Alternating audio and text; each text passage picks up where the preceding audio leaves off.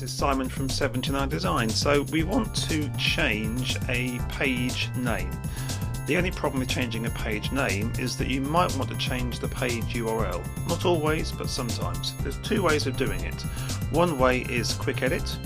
You just change the page name there and you change the slug, which is the URL which appears at the top.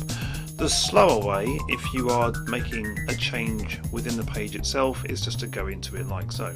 So if we just change that to test page again, and we put a hyphen and that, and then we click OK. So you click on edit, make your change, click OK. Over here, update. Job done.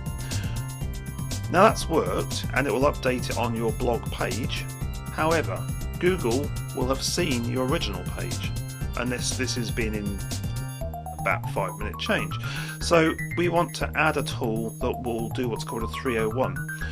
So if we go into plugins and add new plugins, we will add a plugin called redirection. I've already added it here, but what redirection does, it manages your 301s and 404s.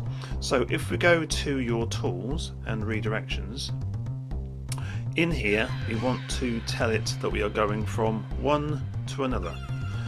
This isn't that important, but it's good to make sure that you put posts here because this is a post.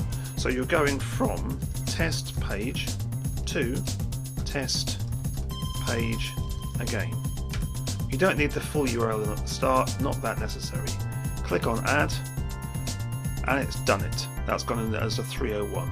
And what a 301 is, it tells Google and others that this page is now this page. So over time this will disappear from its systems. That's it. Thanks a lot.